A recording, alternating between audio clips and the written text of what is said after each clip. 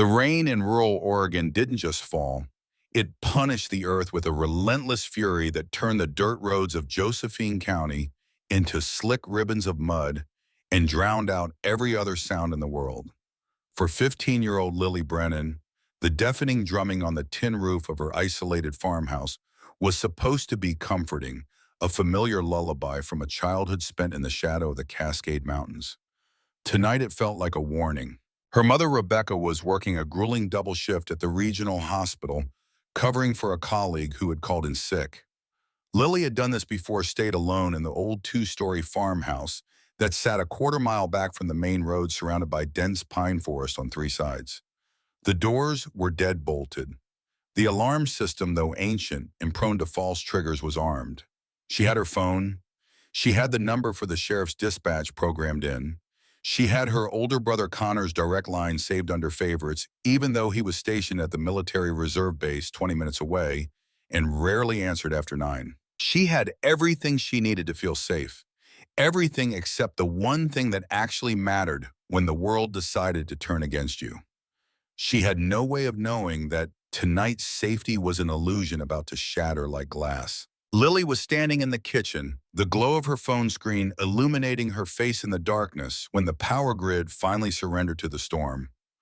The house plunged into absolute suffocating blackness. The refrigerator's low hum died. The ancient wall clock stopped ticking.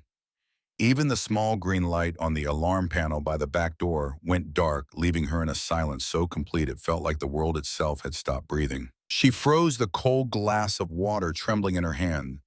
Her eyes struggled to adjust, searching for any sliver of light in the consuming void. Outside, the storm continued, its assault sheets of rain hammering against the windows with such violence it sounded like handfuls of gravel being thrown at the house. Then she heard it, a sound that cut through the noise of the rain like a knife through silk. Sharp, deliberate, violent. The unmistakable crash of shattering glass from the mudroom at the back of the house. Not a branch blown loose by the wind, not a piece of debris carried by the storm. This was the sound of intention, the sound of someone forcing their way inside. Panic flooded her system, cold and electric shooting through her veins like ice water. The glass slipped from her numb fingers and hit the kitchen rug with a muted thud, water spreading in a dark stain she couldn't see. Her breath caught in her throat, sharp and painful. Every instinct screamed at her to run, but her legs felt like they belonged to someone else, heavy and unresponsive. Move. The word echoed in her mind. Move. Now. She didn't scream. Some deep primal part of her brain clamped her mouth shut. Understanding that sound meant discovery, and discovery meant danger. She turned and ran from the kitchen, her socks sliding on the old oak floors, as she scrambled toward the narrow staircase that led to the second floor. Her hands found the banister in the darkness, fingers wrapping around the worn wood with desperate strength as she pulled herself up the stairs two at a time. Behind her, somewhere in the back of the house, she heard the heavy crunch of boots on broken glass. Footsteps, slow, methodical, the sound of someone who knew they had time, someone who knew she was alone. Then came the voice, male, slurred, thick with something dark and chemical and wrong. Rebecca. The word drifted up through the darkness like smoke, lazy and venomous. Lily's blood turned to ice in her veins. She knew that voice. She had heard it twice before, both times standing on the front porch, while her mother called the sheriff, both times filled with rage and accusations about money-owed debts, unpaid respect demanded. Warren Holloway, the drifter, the ex-convict with the dead eyes and the scarred knuckles, and the reputation that made even the tough loggers at the general store cross to the other side of the road when they saw him coming. "I know you're in here, Rebecca."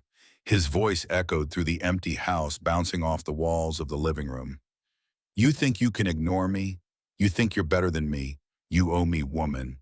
You owe me, and tonight we settle accounts." Lily reached the top of the stairs and bolted down the hallway toward her bedroom, her heart hammering against her ribs so hard she thought they might crack. She threw herself through her bedroom door and didn't stop, didn't even pause to close it behind her. She went straight for her closet, yanking open the bifold doors and diving into the dark space beyond, dragging a heavy pile of her mother's winter coats over her trembling body as she pulled the slatted door shut. The smell of mothballs and old perfume filled her nose, mixing with the metallic taste of fear in her mouth. She pressed herself into the corner, making herself as small as possible, and clamped both hands over her mouth to stifle the sound of her own ragged breathing. Downstairs, Warren Holloway was no longer calling out. She could hear him moving through the house now, his boots heavy on the hardwood floors. The crash of furniture being overturned, the smash of picture frames being swept off tables. He was searching, destroying, working his way through the first floor with the methodical patience of someone who had done this before, someone who understood that fear was a tool and time was a weapon. Lily's phone was still in her hand, clutched so tightly her knuckles had gone white. The screen's glare felt as bright as a spotlight in the suffocating darkness of the closet, so she immediately dimmed it to the lowest setting, her fingers shaking so badly she could barely work the controls. Battery at 42%. No signal bars. The storm had taken out the cell tower, or the power outage had killed the local repeater, or God himself had decided she didn't deserve to be saved. She needed her brother. Connor was tough, smart, trained. He had a truck that could handle the muddy roads. He was only 15, maybe 20 minutes away if he drove fast. He would know what to do. He would come for her. With trembling fingers, she opened her messaging app. The blue-white glow of the screen made her eyes water. She could hear Warren downstairs getting closer to the base of the stairs, the sound of a heavy boot kicking the refrigerator. A string of curse words muffled but violent. Come out, Sophie." The voice drifted up again, closer now. "I'm going to tear this place to the studs. I'm going to find what you took from me, and then we're going to have a conversation you won't forget." Tears blurred Lily's vision as she tried to remember Connor's number. She had it memorized, had made herself learn it after her mother insisted that she needed to know important numbers by heart in case her phone died or got lost. 5550148. She repeated it in her mind like a prayer as her thumb hovered over the keypad. But her hands were shaking. Her whole body was shaking. The adrenaline flooding her system made her fingers feel thick and clumsy, like they belonged to someone else. She tapped in the numbers, watching them appear on the screen through the blur of tears. 5, 5, 5, 0, 1, 4. Her thumb slipped, just for a fraction of a second, just enough. Instead of hitting the 8, she hit the 7. She didn't notice. She was too busy typing the message, moving as slowly and carefully as she could to avoid making any sound that might give away her location. The screen seemed impossibly bright, like a beacon that would draw Warren straight to her hiding place. Her fingers moved across the keyboard with agonizing slowness. Each letter felt like it took an eternity. Each tap of the screen sounded to her terror-sharpened ears like a gunshot in the silence. He broke in. "He's downstairs. I'm in the closet. Please help Connor." So scared. She hit send without reading it back, without checking the number, without doing anything except praying that her brother would see it and understand and come. The little arrow icon turned into a delivered check mark. The message vanished from her screen, shooting out into the digital void carried by whatever fragment of cell signal managed to punch through the storm. 30 miles away, the atmosphere couldn't have been more different. Inside the Iron Horse, a heavily fortified bar that served as the local charter clubhouse for the Hells Angels Motorcycle Club, the air was thick with cigarette smoke, the smell of worn leather, and the heavy bass of classic rock bleeding from an old jukebox that hadn't been updated since 1987. This was a place where the outside world didn't matter, where the rules were different, where brotherhood was sealed in ink and blood and the roar of V-twin engines. Everett Bishop, known to every living soul in the life, simply as Reaper, was sitting at the corner of the bar, nursing a black coffee that had gone cold an hour ago. Reaper was a towering man in his late 40s, 6'3" in his boots, with arms covered in a chaotic tapestry of faded ink that told the story of a life lived hard and without apology.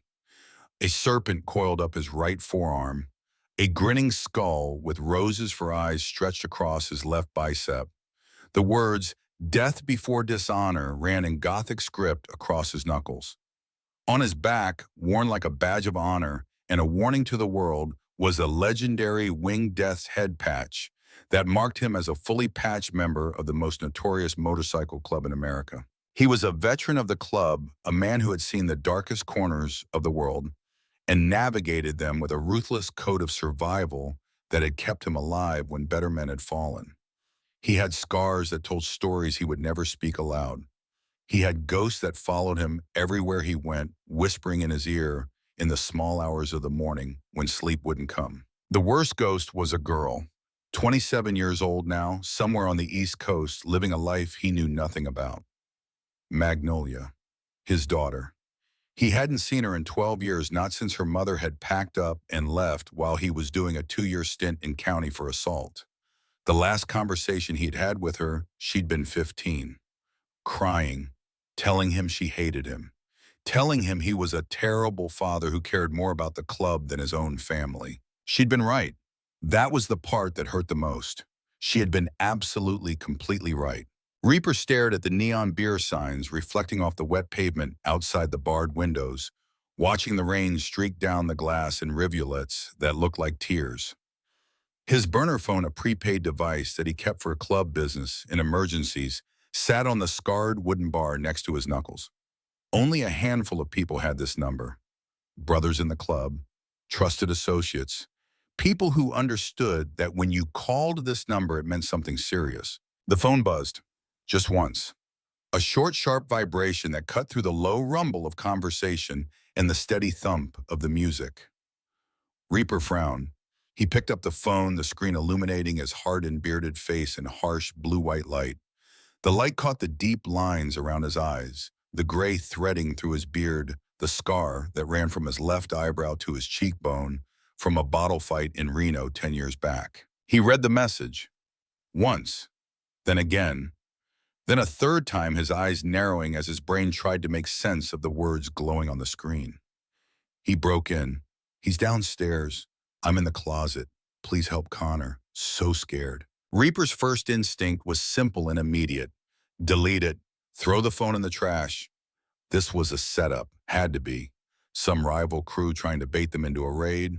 Some local cop with more ambition than sense trying to manufacture probable cause. The words were too perfect, too designed to trigger a response. Nobody actually texted like that in a real emergency. People called 911.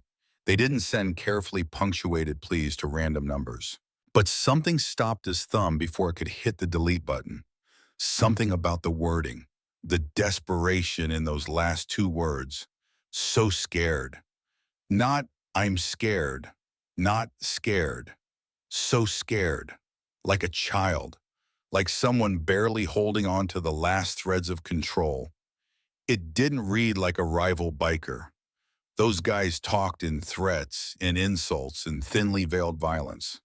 This read like genuine terror, like someone who had run out of options and was clinging to hope with bleeding fingernails. Reaper tapped his heavy silver skull ring against the wooden bar, the sound barely audible over the music.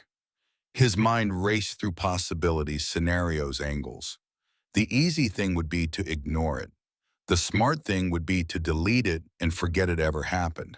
But the right thing, the thing that code he lived by demanded, was to at least find out if this was real. He stood up his massive frame, casting a shadow over the pool table where two other members were playing 8-ball for beer money. His leather cut creaked as he moved the patches on the back, catching the dim light. The Death's Head grinned at nothing. Bull. The name came out as a low gravel rumble that immediately commanded the attention of every man in the room. When Reaper spoke, people listened. When he used that tone, they listened fast. Marcus Garrison, known universally as Bull, looked up from his shot. Bull was the sergeant-at-arms for the charter, a position that meant he was responsible for security discipline and making sure that anyone who crossed the club understood the weight of their mistake. He was a mountain of a man, wide-shouldered and thick-necked, with a gray beard that made him look like a biker version of a Norse god. His arms were the size of most men's thighs. His hands looked like they could crush concrete. "What's up, brother?" Bull's voice was a low rumble like distant thunder. Reaper walked over and handed him the phone without a word. Bull wiped chalk dust from his hands onto his denim jeans and took the device, squinting at the screen. His heavy brow furrowed deep into his forehead, creating valleys of shadow in the dim light. The clack of pool balls stopped. The atmosphere in the bar shifted subtly the way it always did when the sergeant at arms stopped what he was doing to pay attention to something. Bull read the message once, twice. Then he looked up at Reaper, his expression unreadable. "Who the hell is Connor?" "Nobody I know." Reaper crossed his arms, the leather of his cut creaking. "Wrong number, has to be." Vincent Hayes, a younger member they called Crusher because of what he'd done to a rival's car with a baseball bat, stepped up behind Bull to look over his shoulder. Crusher was heavily muscled, built like a middleweight fighter, with tattoos that ran up his neck and disappeared into his hairline. He was 34 but looked 40, the life aging him in dog years. "Could be a prank," Crusher offered, though his voice lacked conviction. "Kids with phones, you know how it is." "Maybe." Reaper's jaw was tight, a muscle jumping in his cheek. "But if it ain't?" Bull stared at the screen for a long moment. The Hells Angels were not a neighborhood watch. They were not good Samaritans. They lived outside the boundaries of polite society, governed by their own laws and their own brotherhood. They didn't get involved in civilian disputes unless it affected the club directly, unless someone crossed a line that demanded a response. But there was an unwritten rule, a strange paradox in their outlaw code that most people didn't understand and wouldn't believe if you told them. You didn't let women or children suffer if you could stop it. You didn't turn your back on someone crying out in genuine terror. It wasn't about being heroes. It was about being men, about having a code that meant something in a world that seemed to have forgotten what honor looked like. "Only one way to find out," Bull grunted. He handed the phone back to Reaper, his expression hardening into something focused and dangerous. "Ping them back. Tell them they got the wrong number. But ask where they are." Reaper nodded. He took the phone and quickly typed with his thick thumbs, the letters appearing slowly on the screen. "Not Connor. Wrong number. Who is this? Where are you?" He hit send and waited, the phone warm in his palm. The bar had gone quiet now, the music still playing, but everyone's attention focused on the corner where Reaper stood with his phone. Word had spread in that silent way it always did when something serious was happening.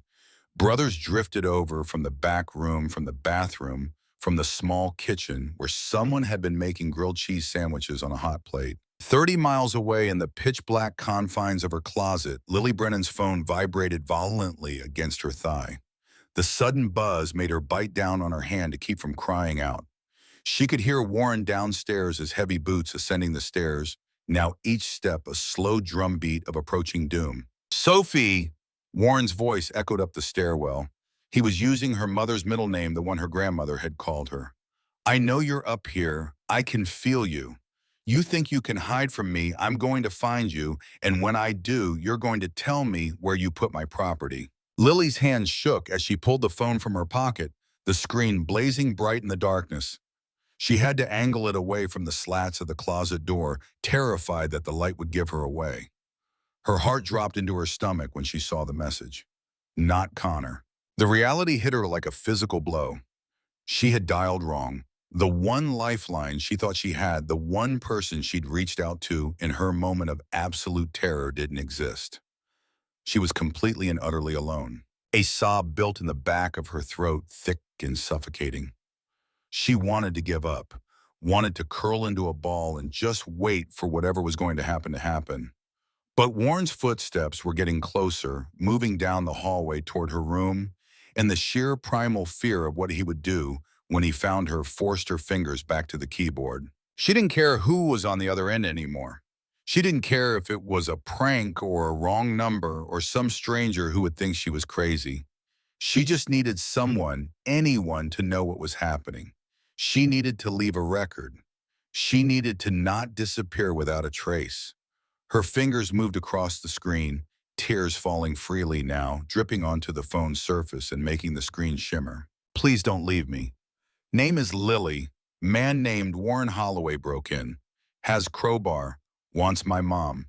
4242 Pinecrest Road. Call police. Please. She hit send and then did something she hadn't done since she was 6 years old. She prayed, please, God, please, God, please, God, let someone help. Let someone come, please. Don't let him find me, please, please, please. At the Iron Horse Reaper's phone buzzed again. Every man in the bar turned to look at him. He read the incoming message aloud, his voice cutting through the sudden silence like a blade. The moment he said the name Warren Holloway, a dark murmur rippled through the gathered bikers. Heads turned, eyes narrowed. Several men exchanged glances that spoke volumes. Holloway. Crusher spat the name like it left a bad taste in his mouth. That tweaker piece of garbage. He owes the club $2,000 from a bad deal last year. Heard he was losing his mind, harassing people out in the county. Bull's expression darkened.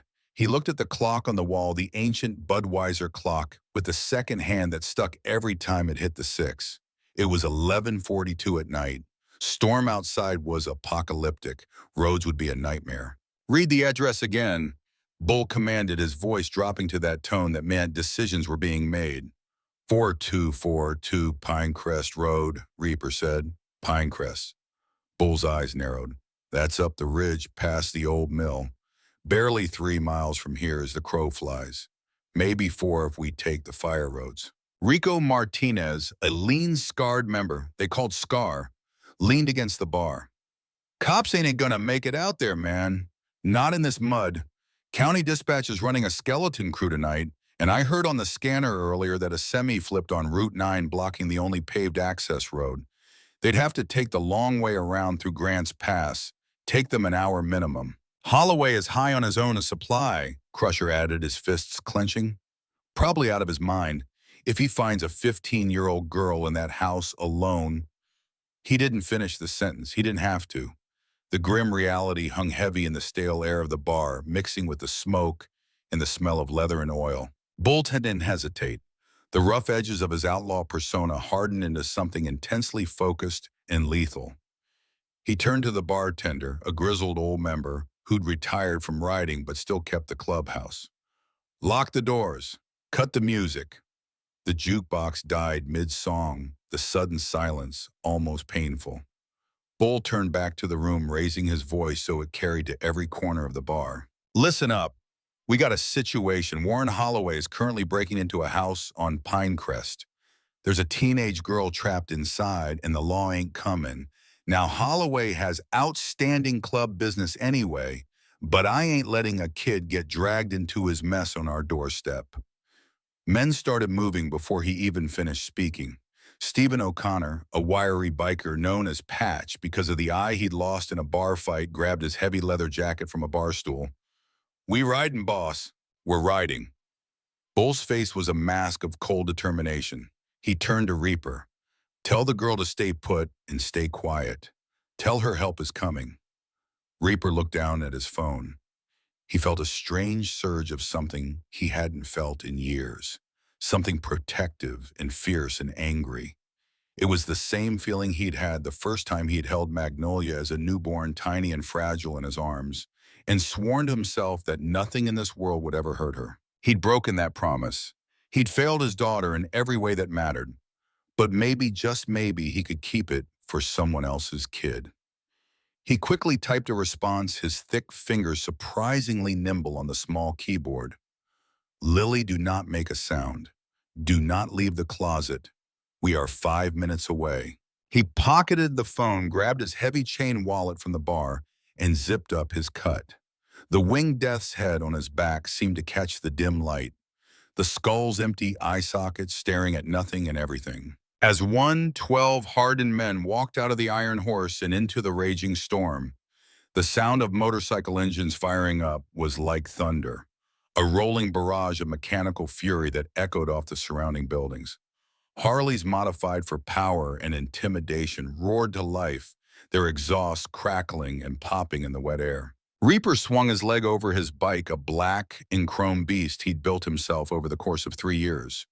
He twisted the throttle, feeling the engine respond beneath him, like a living thing, all that contained violence just waiting to be unleashed.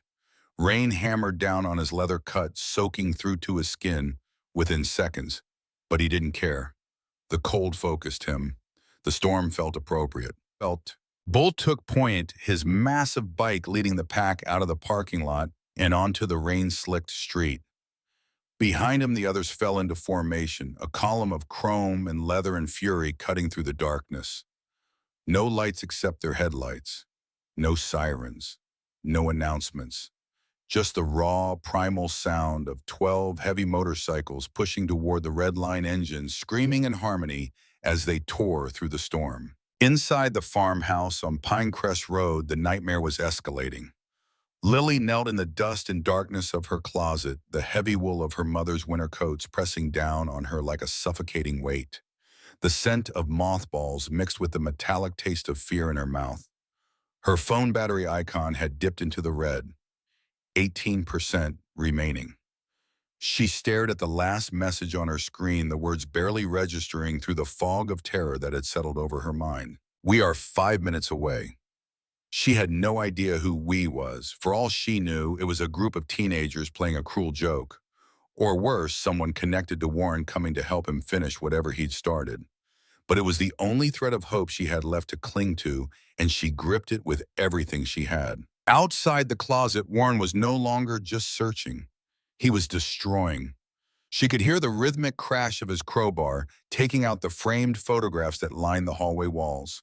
Family pictures, her school portraits, the photo of her and her mother at the coast last summer, both of them laughing, both of them happy and whole and safe.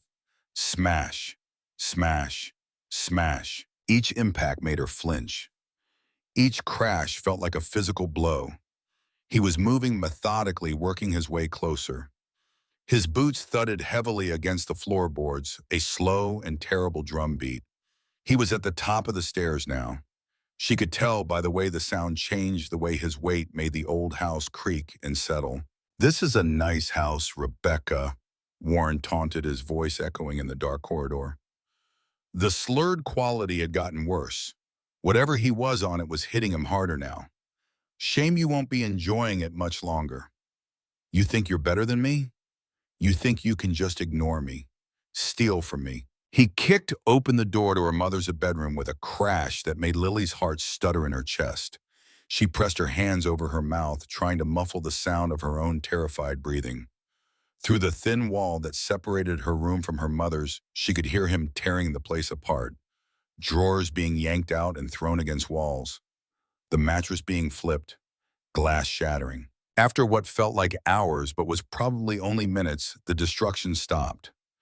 Heavy silence fell over the house, broken only by the relentless drumming of rain on the roof and the ragged sound of Warren's breathing in the hallway. Then she heard it, the slow, deliberate squeak of the floorboards. He had left her mother's room. He was walking toward hers. "Where are you hiding, little mouse?" The words were a whisper, soft and venomous. He knew, somehow in his drug-addled state, that he had realized the house wasn't empty. He had figured out that someone else was here.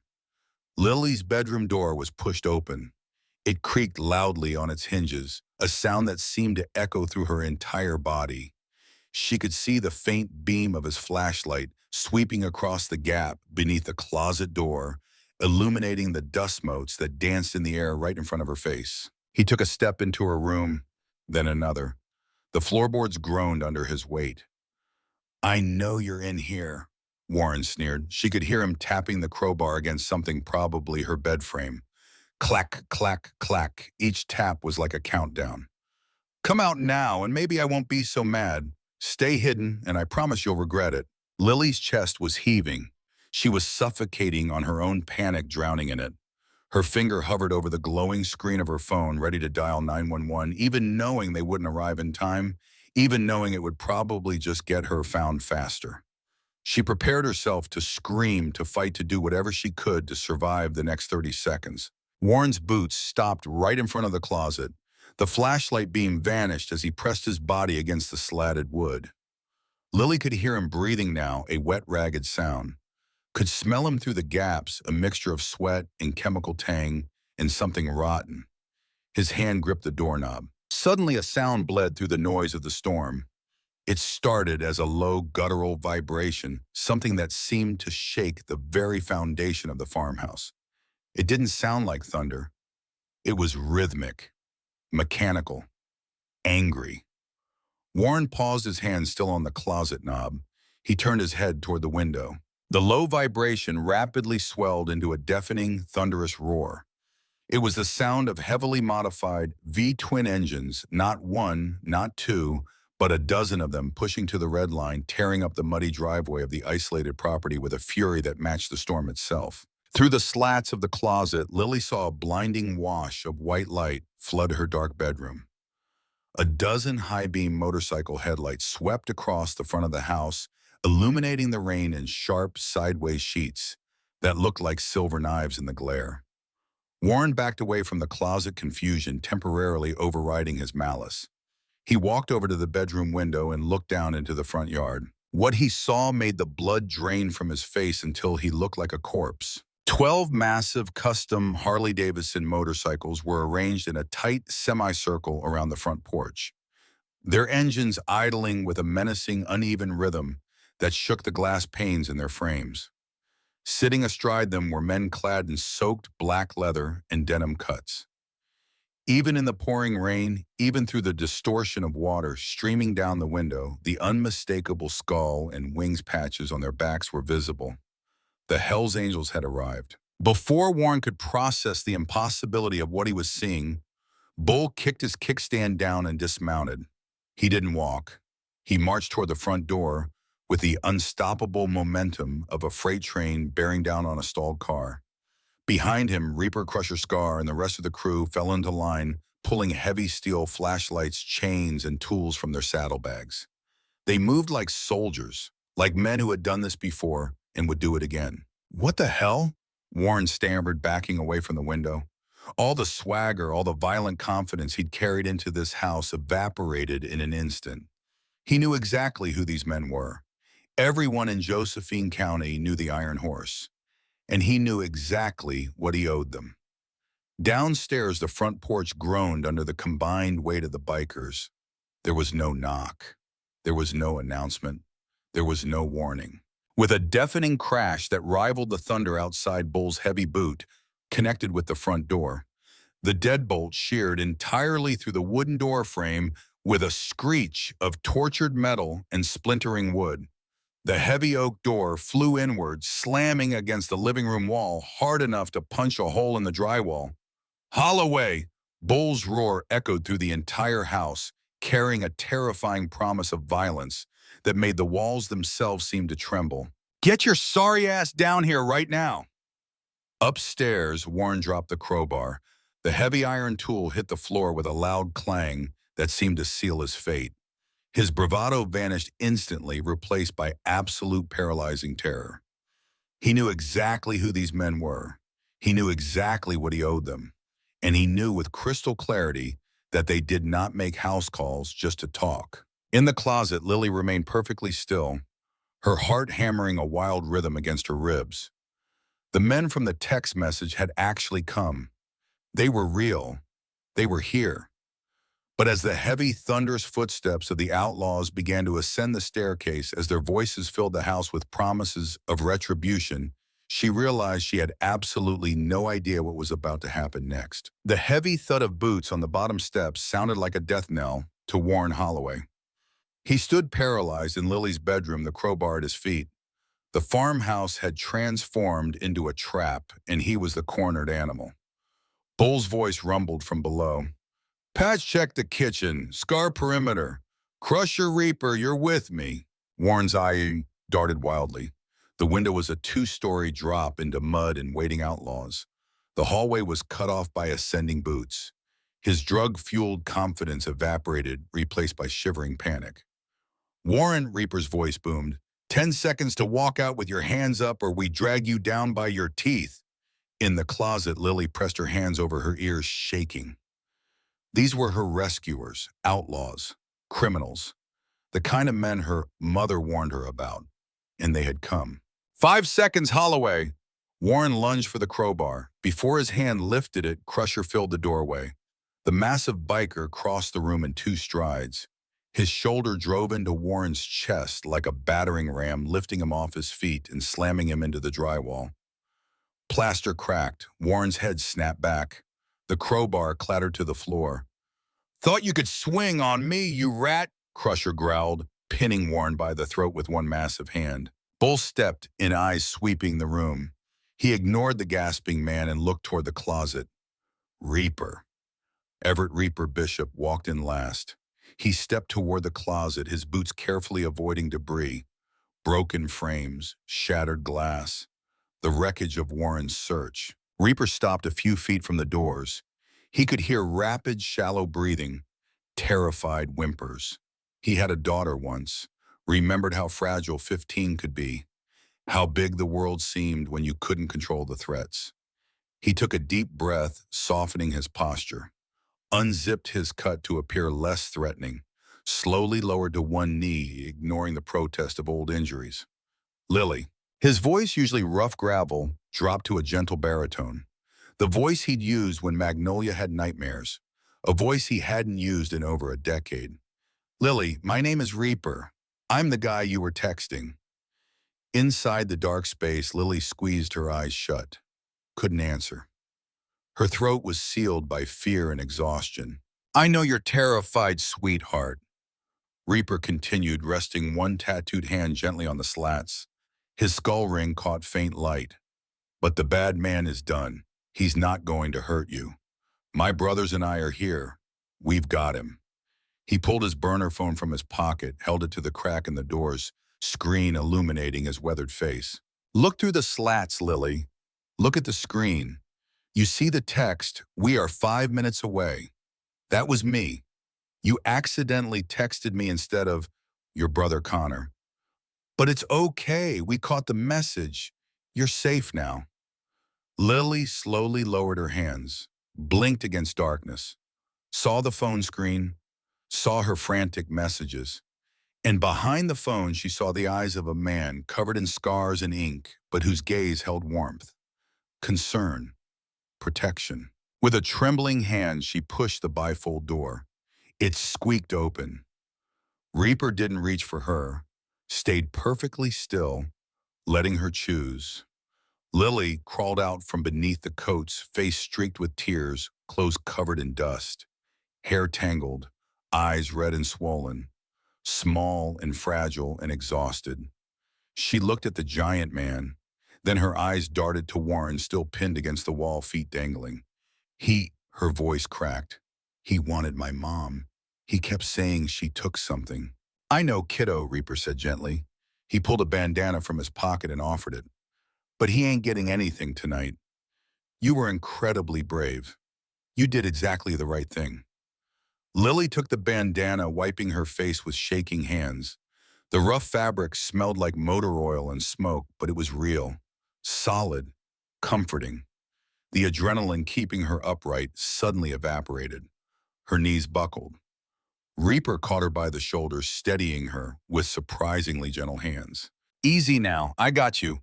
Let's get you downstairs away from this mess."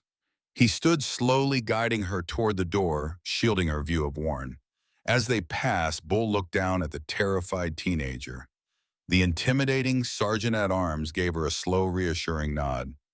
"You're under the protection of the Iron Horse Charter tonight, Miss Lily. Nobody touches you." Reaper guided her down the ruined staircase. The living room looked like a war zone. Shattered frames, overturned sofa, glass glittering like scattered diamonds. The back door hung crooked rain pouring through the broken mudroom window.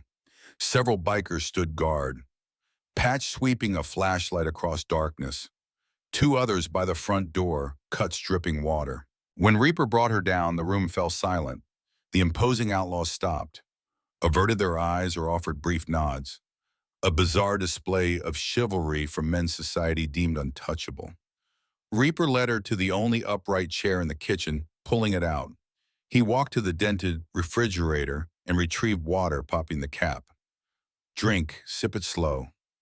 Lily took the bottle with trembling hands. Upstairs, heavy struggle, a sharp cry of pain. Lily flinched, spilling water.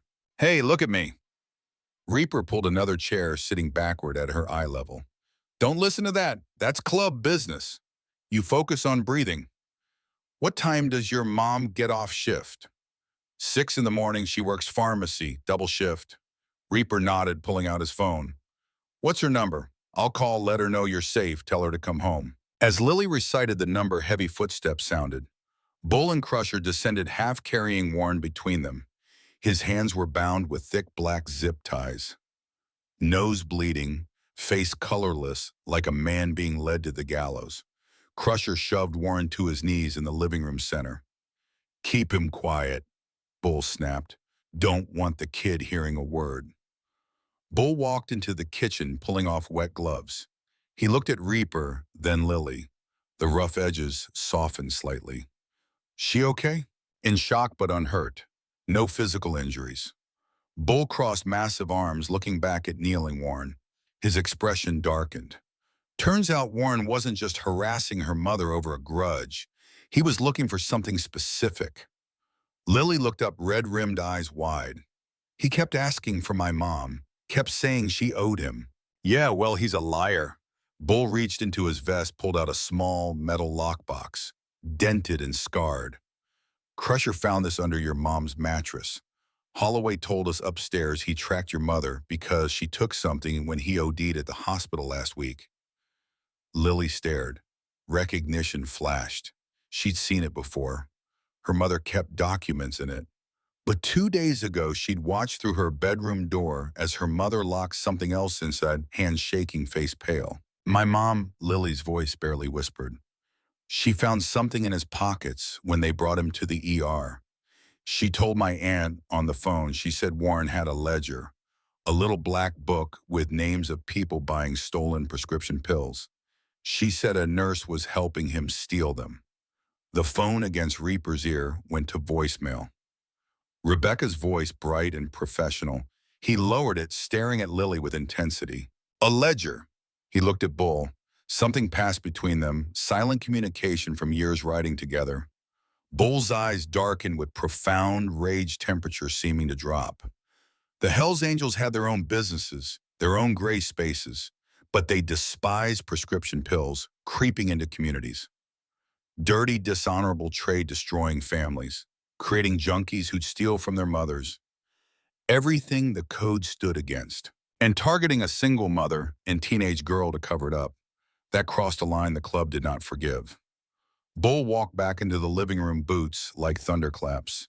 He stood over kneeling Warren, mountain of leather and muscle and contained violence. You brought your dirty pharmacy business to a house with a little girl. Bull said, voice dropping to terrifying whisper, carrying more menace than any shout. You broke in to steal a ledger to save your skin. You dragged us into it. Warren looked up, tears streaming through blood. Please, Bull, double what I owe, triple. Just let me walk. I'll leave the state. You'll never see me again. You're not walking anywhere, Crusher sneered, pressing a boot between Warren's shoulders. Bull turned back. Reaper, call sheriff's dispatch. Tell them break in at 4242 Pinecrest. Intruder subdued. Evidence of major narcotics ring at the regional hospital. Reaper nodded, already dialing. Lily watched these giant, terrifying men moving with purpose. The terror she'd felt in the closet was gone, replaced by surreal safety. These were outlaws, criminals. Yet they dropped everything in a torrential storm to save a girl they didn't know. Now protecting her mother from a violent drug dealer. A contradiction her mind couldn't process.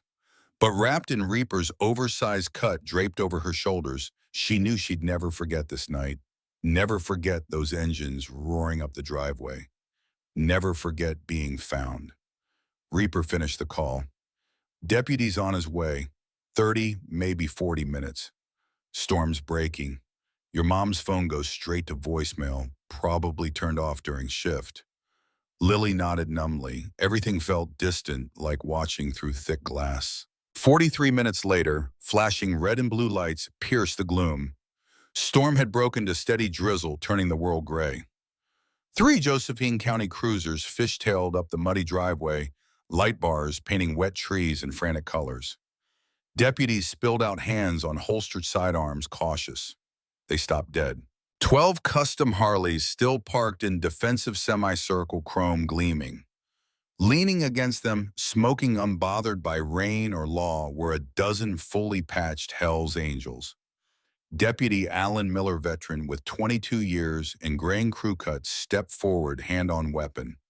He knew Bull. Everyone in the department knew him. "Garrison, keep your hands where I can see them. What the hell is going on?" Bull stood on the ruined porch, massive frame backlit. He held the hands up, palms open, unarmed. "Relax, Miller. We ain't the problem. We're the neighborhood watch." Reaper emerged, hand on Lily's shoulder. He'd given her back his cut to wear over her mother's coat. It hung like a tent death's head patch, comically large against her small frame. When Miller saw the terrified, tear-stained teenage girl, his posture changed.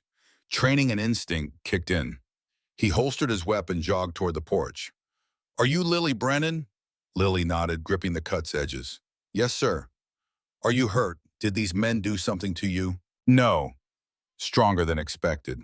She looked at Reaper, then Bull, then the dozen men standing in rain who came when a stranger called. "They saved my life. A man named Warren Holloway broke in. Had a crowbar. Looking for my mom. I texted the wrong number by accident. Texted Reaper instead of my brother.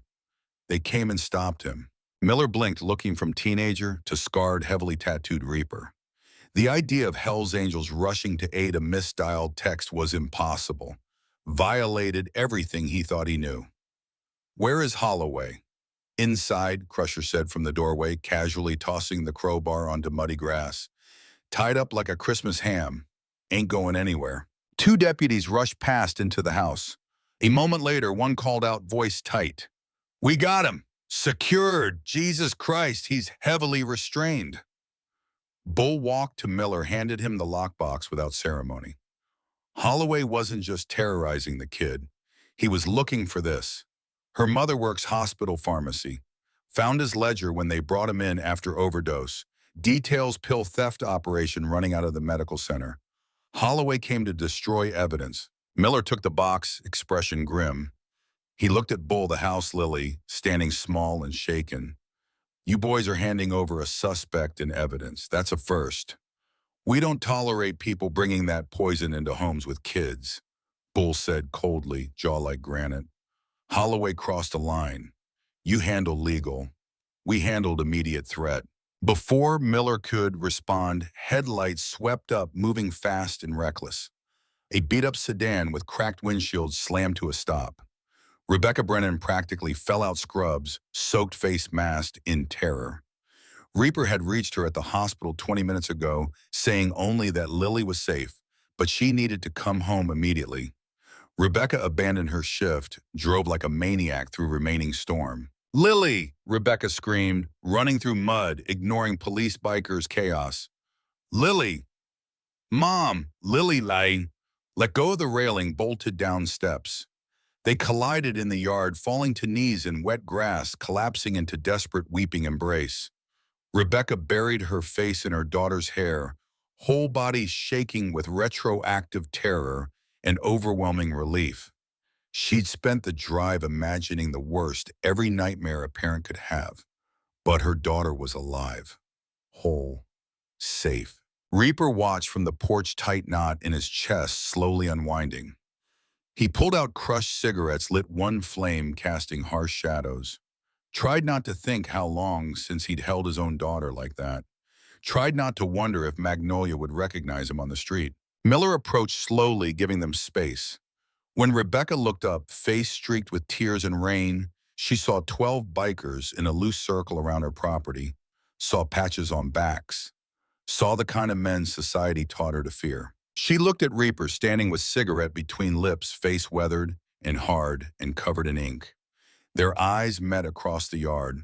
Rebecca didn't have words, couldn't find them through overwhelming gratitude and relief and love. But she mouthed 2 words, silent but clear. "Thank you." Reaper offered a slight, respectful nod, took a drag, looked away, uncomfortable with raw emotion. "Keep the doors locked, ma'am," he said gruffly, voice carrying. "And Lily, delete my number. You don't need it anymore." He walked down steps toward his bike, signaling others. Bull whistled sharply, two piercing notes, cutting through dying rain and crackling police radios. Instantly, men by motorcycles stood, cigarettes flicked into puddles. Kickstands kicked up with practiced synchronization. The roar of 12 massive engines coming to life drowned every other sound symphony of mechanical fury shaking ground and rattling windows. Reaper swung his leg over strapped helmet on twisted throttle. The beast beneath responded with a snarl that felt alive. Bull took point, leading the column away. Thunderous roar echoed off pine trees as they peeled out of muddy driveway headlights cutting paths through darkness. Within seconds, they'd vanished back into storm, leaving only fading echo of engines and lingering smell of exhaust. 3 days later, in sterile fluorescent-lit interrogation room, Warren Holloway sat handcuffed to steel table face, a palette of purple and yellow bruises. Across sat Sheriff Paul Donovan, 30 years on the badge, deep, weary understanding of darkness operating between law spaces. Between them sat the lockbox. Donovan pried open the bent latch with evidence shears. Inside, beneath Rebecca's documents, lay a small, black moleskin notebook, pages filled with cramped, frantic handwriting. "You want to tell me what's in here, Holloway, because if it's what I think, breaking and entering is the least of your worries." Warren swallowed hard, Adam's apple bobbing against bruised throat. Terror experienced at the Iron Horse's hands had broken something fundamental. He wasn't afraid of police. He was afraid of men in leather who promised they'd be waiting if he walked free. "It's everything. The inventory, buyer list, drop locations. I didn't run it, Sheriff. I swear, just a courier. Just moved product from pharmacy to streets." Donovan opened the notebook. His eyes scanned the first page, color draining. This wasn't small time. The ledger detailed thousands of pills, fentanyl patches, oxycodone, hospital-grade morphine, controlled amphetamines, systematic funnel running, 2 years worth millions. Then Donovan saw the initials authorizing phantom transfers. RC over and over, RC approved, RC transferred, RC authorized. "Richard Caldwell," Donovan whispered, stomach turning. "Dr. Richard Caldwell, chief of medicine, man who golfed with the mayor, pillar of the community. He's the architect," Warren whimpered, desperate to save himself. Rebecca Brennan, senior pharmacy tech, started asking questions about discrepancies. Caldwell realized she was getting close, so he had me intimidate her. Make her look crazy to HR, but when I overdosed, I had backup ledger in my jacket. She found it when they cut my clothes off. Took it to expose us. Donovan stared at the broken man. Magnitude was staggering, but one question kept circling. "The Hells Angels, Warren. Why did Bull and Reaper show up? They don't do pro bono security." Warren looked at cuffed hands. "I owed them money from a parts deal. Thought I could use pill money to pay off, but the club hates pill trade. They found out what I was doing, already hunting me. That girl texting them just gave them my exact location. 30 miles away, Iron Horse Clubhouse doors bolted against afternoon sun. Inside dimly lit bar, Reaper sat at scarred wooden table, methodically cleaning knuckles with worn cloth. But his mind was elsewhere, anchored to terrified eyes of a 15-year-old in a dark closet. Bull walked in, tossing newspaper on the table. Donovan processed Holloway. No bail. Word on scanner as feds mobilizing to raid hospital based on that ledger. Big case, national news big. "Good, takes heat off Brennan family." "Not necessarily," Bull said, pulling out chair. He leaned massive forearms on table. "Caldwell is desperate, rich, connected, friends in low places. If he knows Holloway's talking and Rebecca has the ledger, he's going to realize his life is over unless he eliminates loose ends before indictments drop." Reaper stopped moving, slowly looked at his sergeant-at-arms. "You think he'll make a play for the mother and daughter?" I think men in expensive suits facing 20 years do incredibly stupid, violent things. Cops have a cruiser drive past every 4 hours. That ain't stopping a dedicated professional. Caldwell has money to hire people who don't miss. Reaper's jaw clenched. The code was rigid. You handled your business. Didn't invite unnecessary heat. They'd done their part. Stopped immediate threat. Walking away was smart, safe. But Reaper remembered the text, "Please don't leave me." Remembered absolute terror radiating from Lily crawling out. He'd given his word the nightmare was over. She was under protection. To a man living outside law, his word was the only currency that mattered. Reaper stood tossing the cloth, grabbed his cut from the chair. "Where are you going?" Bull asked, though the slight smirk suggested he knew. "I told that kid she was under our protection. Didn't put a time limit on it. Get Crusher and Scar. We're going camping." On the third night of surveillance, at 2 in the morning, when the world was darkest and quietest, a sleek black SUV cut headlights a quarter-mile down from Brennan property. It rolled to silent stop near dense pine tree line bordering the farmhouse. 4 men stepped out into damp grass. Not erratic drifters like Warren. Professionals. They moved with terrifying synchronized precision. Dark tactical gear suppressed firearms. Subtle hand signals learned in places where mistakes meant death. Dr. Richard Caldwell had drained offshore accounts to hire them. Cartel affiliated. Best money could buy. Mission was simple. Ensure Rebecca Brennan never testified. Make it look like tragic home invasion. Clean, efficient, final. The lead operative, cold-eyed professional who'd hunted from Tijuana to Seattle, signaled his team to spread. 2 would breach back mudroom. 2 take front. Standard protocol. Overwhelming force. No survivors. They slipped into tree line, melting into shadows, boots making almost no sound on damp earth. They thought they were apex predators. Thought they owned the night. 70 yards away, perched in thick branches of massive oak, Crusher watched through military-grade thermal binoculars. 4 white silhouettes moved through neon green landscape, completely unaware they were observed. Crusher keyed the radio mic clip to his collar. "Reaper, we got company. 4 bogeys, heavy arms, moving east perimeter." In his earpiece, Reaper's voice came back calm and cold. "Copy. Let them reach choke point. Don't let them reach porch. Lethal force authorized by charter." Down on the ground, Reaper and Bull merged with darkness behind rusted tractor shell near the house side.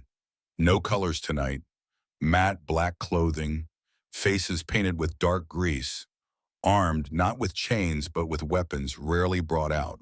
This wasn't intimidation. This was war. 2 hitmen approaching back doors stepped past the tractor, focused on dark farmhouse windows, mentally rehearsing entry movements, kill sequence. Bull moved like a ghost. Despite enormous size, he stepped from behind rusted metal with absolute silence, years making him quiet as smoke. Didn't speak, didn't announce. Simply reached out, grabbed trailing hitman by tactical vest back, yanking backward with industrial winch force. Before the man could register what was happening, before he could draw a breath to shout, Bull brought heavy steel grip down on skull base. The hitman dropped like a stone, instantly unconscious, crumpling into wet grass. Lead operative heard the soft thud. Instinct made him spin, suppressed submachine gun coming up fast and finger moving to trigger. He found himself staring into Reaper's weapon barrel black void, looking impossibly large in darkness. "Drop it," Reaper whispered, voice a terrifying hiss carrying more menace than any shout. "Or I put a hole in your chest so big the wind whistles through it." The professional hesitated a fraction of a second, calculating odds. In that microsecond, Crusher dropped from lower oak branches directly behind landing with hunting cat grace. His massive forearm wrapped around the hitman's throat in devastating chokehold. The mercenary kicked and thrashed expensive weapon, falling uselessly into mud training, failing against raw, brutal strength of a man who'd survived street fights and gang wars. Crusher held on with iron grip, counting seconds until the body in his arms went limp. Simultaneously at front, the other two mercenaries crept toward porch steps when heavy rhythmic sound echoed from Darkwood's left. Clack, clack, clack. It was Scar casually tapping solid iron wrench against tree trunk sound, carrying through still night air like a challenge. Two hitmen turned towards sound, raising weapons, training screaming. Something was wrong. They had walked into an ambush. As they turned, blinding spotlight mounted on hidden motorcycle violently snapped on, washing them in agonizingly bright white light, destroying night vision, leaving them blinded and helpless. "Welcome to Josephine County, boys," a voice rumbled from behind light. Three more Iron Horse members emerged from blinding glare, moving with purpose. Within 60 seconds, all four cartel operatives were disarmed, zip-tied, being dragged deep into woods far from Sleeping House, far from any ears that might hear what happened next. Inside Farmhouse, Rebecca and Lily slept on, completely unaware death had come calling and been turned away by men who kept promises, who lived by a code most of the world had forgotten, who understood sometimes justice wore leather and rode on two wheels into the storm. Reaper left bound hitmen in capable hands of his brothers, who'd ensure authorities received anonymous tip come morning. He had other business that couldn't wait for slow grinding wheels of justice. He rode alone through pre-dawn darkness, Harley cutting through mist remnants, clinging to valley roads like ghostly fingers. Engine's roar was only sound in the sleeping world, mechanical heartbeat matching cold fury pumping through his veins. Underground parking garage of regional hospital was nearly deserted at 4 in the morning. Fluorescent lights buzzed and flickered, casting harsh shadows between concrete pillars. Dr. Richard Caldwell walked toward his silver Mercedes, exhausted from long shift, mind vibrating with nervous energy as he waited for encrypted text confirming the job was done.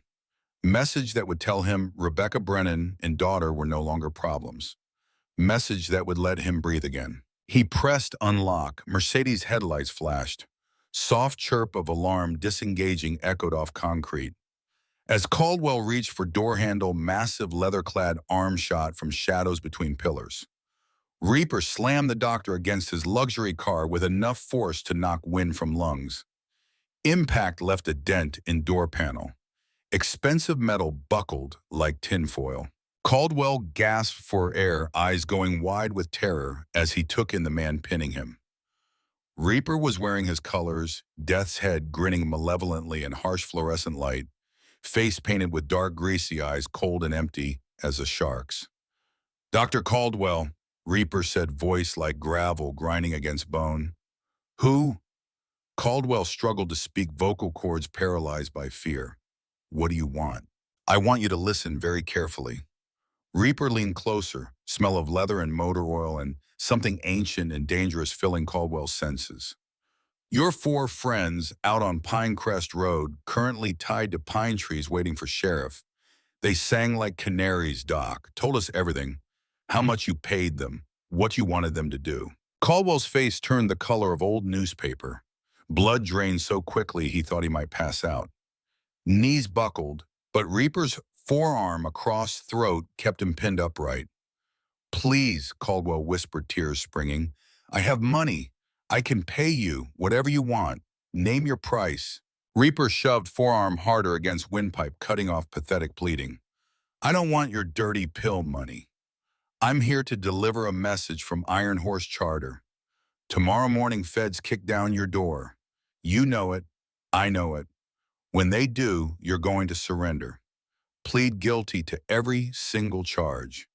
And you're going to leave Brennan family entirely out of your defense strategy." Reaper leaned even closer, so close Caldwell could see scars on his face lines carved by decades of violence and survival, could see his own terrified reflection in those cold, merciless eyes. "Because if you drag Rebecca or Lily through mud in court, if you mention their names in your statement, if you send anyone their way ever again, walls of a federal penitentiary will not protect you from us.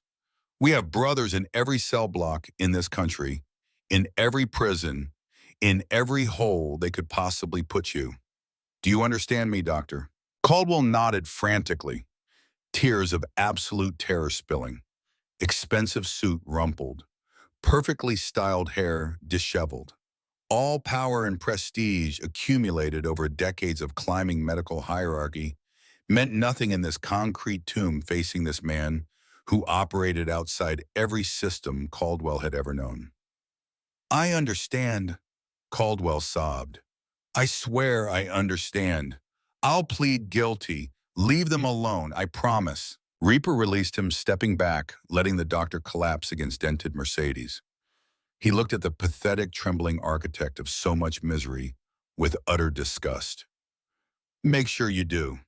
Reaper turned, walked away, heavy boots echoing off concrete, mounted his waiting Harley engine, roaring to life with deafening blast, making Caldwell flinch and cover ears. Bike's headlight cut through darkness like a blade, and then he was gone, riding out into pre-dawn darkness, leaving behind a broken man who understood for the first time in his privileged life what it meant to be truly powerless. The wheels of justice turn slowly, but they grind exceedingly fine. It took 8 months for federal indictments to fully process for massive web of corruption Richard Caldwell had woven through regional hospital to be completely unraveled. Investigation revealed conspiracy stretching beyond anyone's estimates. 2 nurses, 3 pharmacy technicians, an administrator who falsified inventory reports, and at the center, the chief of medicine himself, the man supposed to heal, who instead profited from pain. True to terrified promise made in that parking garage, Caldwell didn't fight. He took a sweeping plea deal accepting 25 years in federal prison without single mention of Rebecca Brennan's involvement in exposing the ring. Prosecutors were confused by his cooperation, suspicious how easily he'd folded, but didn't look too hard at good fortune. They had their conviction, their press conference. Justice, at least on paper, had been served. But Warren Holloway was different. Desperate to avoid lengthy sentence for breaking and entering assault with deadly weapon attempted kidnapping, Warren's public defender insisted on taking the case to trial. Strategy was simple if morally bankrupt. Paint Warren a sick man who'd made terrible mistake, poor addict who'd simply gone to wrong house seeking help, and attack credibility of only witness who could place him there with violent intent. Attack a 15-year-old girl who'd been hiding in closet, terrified for her life. On a crisp Tuesday morning in October, Josephine County Courthouse was packed. Case had drawn significant local attention. Media had covered larger hospital scandal extensively, and Warren's trial was seen as final chapter in a story that had captivated the region for months. Rebecca Brennan sat in front row of gallery hand, gripping her daughters so tightly their knuckles had gone white. Lily looked different than that terrible night 8 months ago. Dark circles gone. She put on a few pounds, looked healthier, stronger, hair pulled back in neat ponytail. She wore simple blue dress her mother bought specifically for this day. But as she looked at Warren Holloway, sitting at defense table in borrowed suit, all cleaned up, attempting to look harmless, familiar chill crept up her spine. She remembered his voice in darkness, remembered his hand on closet doorknob, remembered thinking she was going to die. Defense attorney, slick, aggressive man named Thomas Peterson, stood to begin opening statement. His strategy was immediately clear from first words. "Ladies and gentlemen of the jury," Peterson began, pacing in front of jury box with rehearsed casualness. "Prosecution will have you believe my client is a monster. They'll paint a picture of violent home invasion, terrified young girl, malicious intent, and criminal conspiracy. But I ask you to consider the source. The entire case relies on testimony of a 15-year-old girl who was admittedly hiding in dark closet during power outage. A girl who was panicked, disoriented, quite possibly mistaken about what she heard and saw." Peterson let that sink in, making eye contact with several jurors. Can we truly trust perception of a frightened teenager in the dark? Can we build conviction on memories formed under extreme duress? My client admits he was at property that night, admits he was intoxicated and confused. But prosecution wants you to believe he had violent intent based solely on unreliable testimony of child who couldn't possibly have understood what was actually happening. I intend to show you this case is built on sand, on fear, on misunderstanding. And I intend to vigorously cross-examine Miss Brennan to expose weaknesses in her story. Lily felt chest tighten. Mother squeezed harder. Peterson was going to humiliate her. Make it sound like she'd imagined everything, like she was hysterical little girl who couldn't tell reality from fantasy. She could already feel shame burning in cheeks, could already imagine questions designed to make her doubt herself, make jury doubt her. But then heavy double oak doors at courtroom back swung open with sound that cut through Peterson's speech like a knife. Entire gallery turned as one. Even judge paused, gavel hovering, every eye fixed on entrance. Walking through doorway were 12 massive men, not wearing leather cuts. Judge had strictly forbidden gang insignia, and they'd respected that boundary. Instead, they wore dark suits, straining against heavily muscled frames. Fabric pulled tight across shoulders, too broad arms, too thick. But tattoos were visible, creeping up necks, covering hands, telling stories of violence and survival in permanent ink. It was the entire Iron Horse Charter. Every member who'd ridden to Pinecrest Road that night, every man who'd promised Lily she was under their protection. Bull Garrison led the way, imposing frame, practically blocking light from hallway behind. Suit jacket looked like it might split if he moved too quickly. Behind him came Crusher Scar Patch, and bringing up rear, moving with quiet confidence of a man who had nothing left to prove, was Everett Reaper Bishop. They didn't say a word, didn't cause a scene, didn't make threats or gestures. They simply filed into last two rows of gallery footsteps, synchronized heavy thuds echoing off polished wood floors and high ceilings. They sat down as one, benches creaking under combined weight. They crossed arms, and they locked eyes, every single one dead on defense table. On Warren Holloway, on Thomas Peterson, on anyone thinking about hurting that girl again. Warren turned in his chair out of pure instinct, drawn by weight of those stairs. When he saw Bull sitting in back row, those cold gray eyes fixed on him with predator intensity, all color drained from his face. Every ounce of carefully constructed composure evaporated. He remembered. God, how he remembered. The farmhouse, iron grip, zip ties cutting wrists. Absolute certainty he was going to die that night. Terror that had broken something fundamental inside. Thomas Peterson, oblivious to his client's sudden panic attack, continued opening statement. We intend to cross-examine Miss Brennan vigorously. We intend to show her testimony is... He felt desperate, frantic tugging on suit jacket. Looked down in confusion to see Warren pulling with both hands, eyes wide, face pale and slick with sudden sweat. Stop, Warren hissed loud enough first row could hear. Don't ask her anything. Change the plea. Change the goddamn plea right now. Peterson blinked, completely thrown off rhythm. Mr. Holloway, we discussed this strategy extensively. We have to challenge witness credibility. It's our only... Look at back of room, you idiot, Warren croaked, voice cracking with barely suppressed terror. Hands shaking so badly he could barely maintain grip on Peterson's jacket. You see those men? You see them? Peterson turned, following his client's terrified gaze to back rows.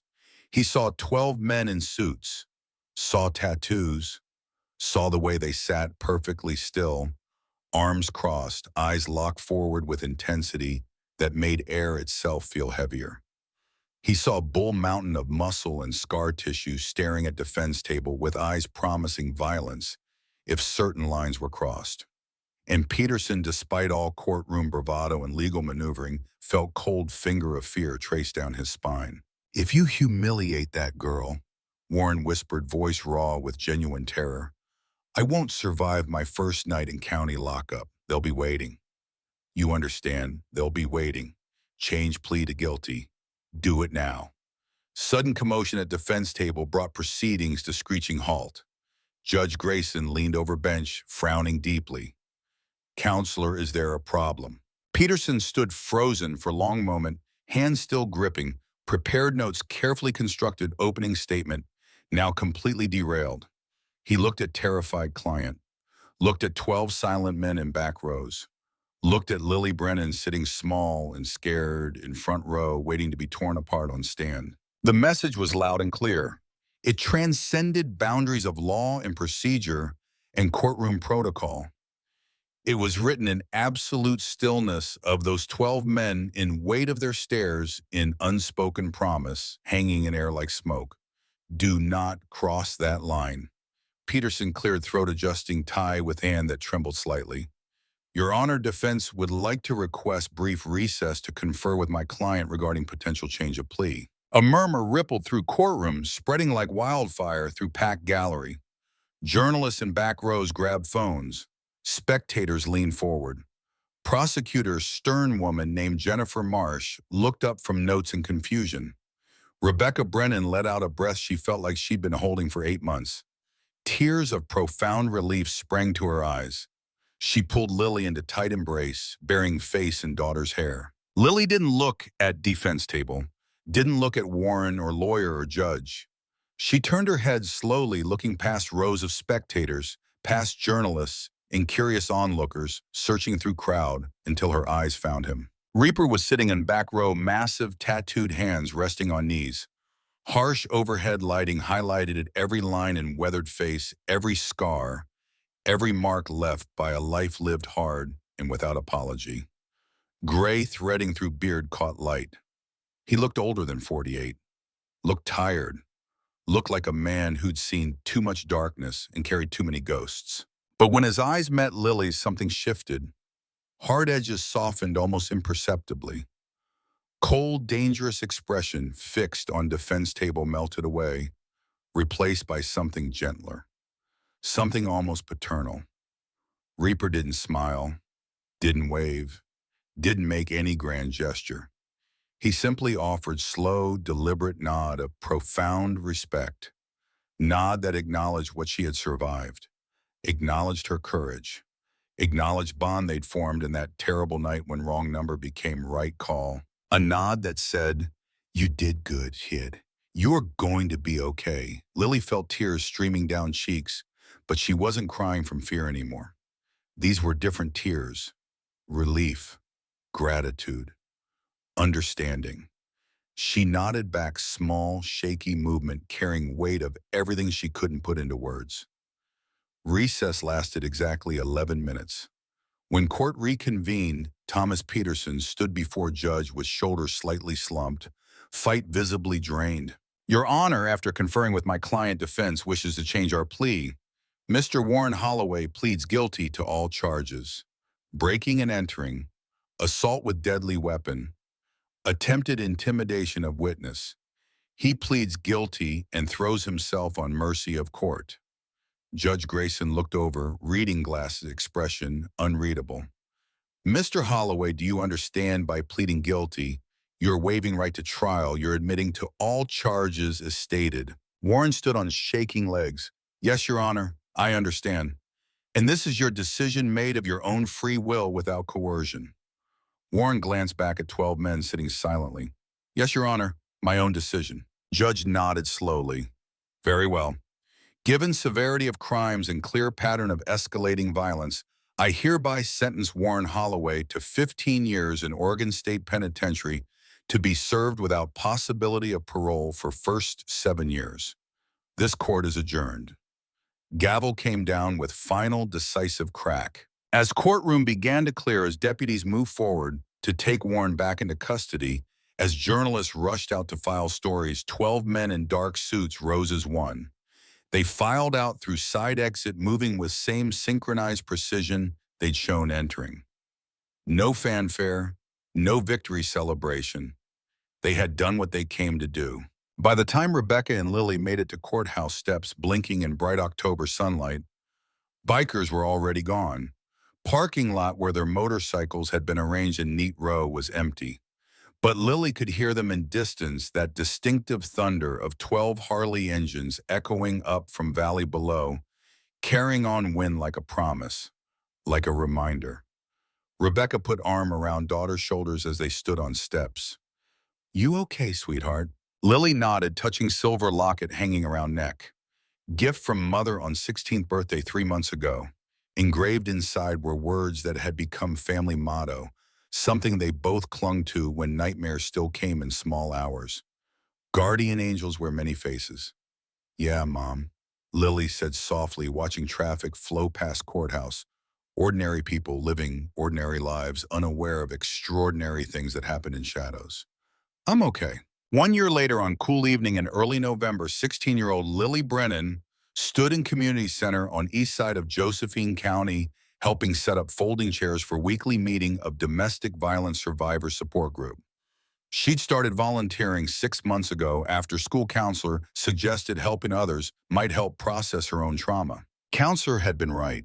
There was something healing about sharing her story with women who understood, about looking into eyes carrying same shadows she saw in her own mirror, about telling them again and again that survival was possible, that courage could be found in darkest places, that asking for help wasn't weakness. She'd even started speaking at local schools, sharing carefully edited version of her story. She never mentioned Hell's Angels by name, never violated strange unspoken agreement. But she talked about importance of safety plans, of trusting instincts, of reaching out when in danger, even if unsure anyone would answer. Her mother had been promoted to pharmacy supervisor. Investigation following Caldwell's conviction revealed how much Rebecca had risked by taking that ledger, how much courage it took standing up to corruption, even when it put her and daughter in danger. New hospital administration recognized that, respected it. Rebecca now helped train staff to recognize warning signs of drug diversion to protect patients and community from predators who wore white coats instead of leather. Brennan House on Pinecrest Road had been repaired, broken windows replaced, shattered frames reframed, dents in walls patched and painted. On surface, everything looked normal, safe, like that night had never happened. But Lily still kept phone charged 100% before bed, still checked locks twice before sleep, still sometimes woke in middle of night, heart racing, convinced she heard footsteps in hallway. Trauma, her therapist explained, didn't just go away. It became part of you. The key was learning to carry it without letting it define you. As Lily finished setting up last row of chairs, her phone buzzed. She pulled it out, expecting text from mother saying she'd be late picking up. Instead, it was news alert. Local Hells Angels charter hosts annual charity ride for domestic violence prevention. Proceeds to benefit County Women's Shelter. Lily clicked on article heart, suddenly beating faster. There was photo, 12 bikers standing with motorcycles in front of a county courthouse, holding oversized ceremonial check for $25,000. And there, in center of group arms, crossed expression, stern despite charitable setting, was Reaper. She studied his face in photograph zooming in on small screen. He looked same, maybe a little grayer, maybe a few more lines around eyes, but still solid, still present, still keeping promises. She wondered if he thought about that night as much as she did, wondered if he still had that burner phone, wondered if he'd deleted her number like he told her to, or if some small part kept it just in case. She would never know. That was part of the code, the unspoken understanding between them. Their worlds had intersected for one terrible, beautiful night. They had saved each other in ways that went deeper than surface rescue. And then they'd gone back to separate lives, carrying memory like a scar that had healed strong. Lily saved article to her phone and slipped it back in pocket. Tomorrow she decided she'd make donation to charity ride. Anonymous, of course. Just her way of paying forward the gift she'd been given. The gift of a second chance. 30 miles away in small apartment above motorcycle repair shop, Reaper sat at kitchen table staring at his own phone.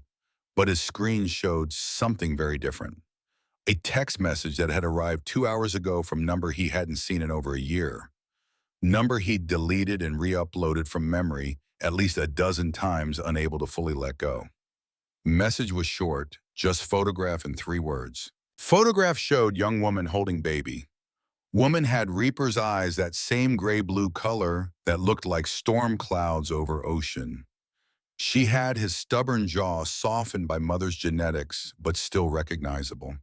Baby was wrapped in pink blanket, tiny and perfect, and completely unaware her photograph was being sent to a man who'd almost given up hoping for this moment. 3 words below photograph were simple. Dad meets Sophia. Reaper's hands shook as he held phone. He'd been staring at this message for 2 hours, unable to formulate response, terrified anything he said would be wrong, would push her away again, would waste this impossible second chance. Magnolia, his daughter. Ghost that had followed him for 12 years. She had found him. Or more accurately, she decided to let him be found. He thought about that night on Pinecrest Road. Thought about Lily crawling out of that closet terrified and brave and so impossibly young. Thought about how close he'd come to ignoring that text message, to deleting it and walking away. Thought about how one small choice, one moment of choosing to care instead of choosing to ignore, had changed everything. He had saved Lily that night, but in some strange circular way she had saved him too. Had reminded him that being a father, being a protector, being someone who showed up when they said they would was worth the risk, worth the pain, worth opening himself up to possible rejection. Reaper's thick fingers moved across phone's keyboard, typing slowly, carefully choosing each word like it mattered. Because it did. Because this was the most important message he might ever send. She's beautiful. Like her mother. When can I meet her? He hit send before he could second-guess himself, before fear and doubt and voice that told him he didn't deserve this could make him delete it. Response came back almost immediately. How about this weekend? I'm in Portland, not far from Yimpim. Reaper closed eyes, feeling something tight and painful in chest finally begin to loosen. Knot that had been there for over a decade, pulled so tight it had become part of his anatomy, was starting to unravel. He typed back, I'll be there. Thank you, Maggie. Thank you for this. He set phone down, walked to window, looking out over small town below. Lights were coming on in windows as families settled for evening. Dinner being served, homework being done. Ordinary rhythm of ordinary lives, kind of life he'd never thought he'd be allowed to touch again. Bull walked into apartment without knocking, carrying 2 six-packs and takeout bag. He took one look at Reaper's face and stopped. What happened? You look like you've seen a ghost. I did, Reaper said softly, not taking eyes off lights below. But I think maybe I'm getting a chance to make things right with him. Bull set food on table, walked over to stand beside his brother. Didn't ask for details, didn't pry. That wasn't how they worked. But he put a hand on Reaper's shoulder, solid grounding weight. That girl from Pinecrest, Bull said after a moment. Saw charity ride got mentioned in news. She's doing good. Yeah, she is. You ever think about reaching out, checking in? Reaper shook head. Wouldn't be right. She's got her life back. Doesn't need reminders of worst nights she ever lived. Better for her if we stay in past. Stay as stories she tells, not realities she has to deal with. Bull nodded slowly. Probably right. But I bet she thinks about us sometimes. Bet she wonders if we're still out there, keeping an eye on things. We are. We always will be. That's the code. They stood there in comfortable silence. Two men who'd lived hard lives and made harder choices, looking out at a world that would never fully understand them or the code they lived by. A world that saw them as outlaws and criminals, never recognizing honor, that ran deeper than law loyalty, that transcended badges and courtrooms. Following Saturday, Reaper rode his Harley into Portland, heart pounding harder than in any fight, any confrontation, any dangerous situation he had ever faced. He pulled up in front of a modest apartment complex in quiet neighborhood, killed engine, sat there for a long moment, gathering courage. Door to ground floor apartment opened. Magnolia stepped out, older than his memories woman now, instead of girl. He'd lost. She was holding baby, that tiny bundle of pink blanket, and impossibly small fingers. Their eyes met across parking lot. Million words hung and unspoken between them. Apologies and accusations and explanations that would take years to fully unpack. But there would be time for that. Maybe. If he didn't screw this up. Reaper dismounted slowly, pulling off helmet. He took 3 steps toward them and stopped, unsure if he was allowed to come closer, unsure if he had earned that right. Magnolia smiled. It was tentative, fragile, but it was real. Hi, Dad, she said softly. Come meet your granddaughter. And as Everett Reaper Bishop walked across that parking lot toward his daughter and granddaughter he'd never expected to have, he thought about wrong numbers and right choices, about how salvation comes from strangest places, about how sometimes worst nights of your life plant seeds for best days still to come, about how a terrified 15-year-old girl in closet had accidentally texted him instead of her brother, and in doing so had reminded him that being a protector, being someone who shows up when world is falling apart, was who he was supposed to be all along. Sun was setting over Portland, painting sky in shades of orange and gold. In Josephine County, Lily Brennan was finishing volunteer shift hugging women who needed to hear that survival was possible, that courage could be found, that asking for help was bravest thing you could do. And somewhere between those 2 points, 12 motorcycles sat in various garages and parking lots waiting for next time they were needed. Because Iron Horse Charter was still there, still watching, still keeping promises made in darkness. In a world desperate for clear heroes and villains, for simple stories of good and evil, truth remain complicated and beautiful and messy. Night Lily Brennan misdialed a text message. She didn't summon polished authority of law. She summoned chaotic, unforgiving force of outlaws who live by their own code. But when a child cried out in terror, those outlaws didn't hesitate. They rode into storm. They kept their word. They became exactly what they needed to be. True protectors come in many forms. Sometimes they wear badges and carry weight of law. Sometimes they wear black leather and ride heavy iron through rain, carrying weight of their own fierce code of honor. And sometimes when universe aligns just right, when one wrong number connects two worlds never meant to intersect, those protectors remind us that salvation doesn't always arrive the way we expect. Sometimes it arrives with thunder of engines and smell of motor oil, an unwavering commitment of men who understand protecting the innocent is worth any cost. The farmhouse on Pinecrest Road still stands. The Iron Horse Clubhouse still opens its doors. And somewhere between those two places, an unspoken promise endures. Guardian angels wear many faces. Sometimes they roar through darkness on two wheels instead of descending from heaven. But they answer when you call. They keep their promises. And that, in the end, is all that truly matters.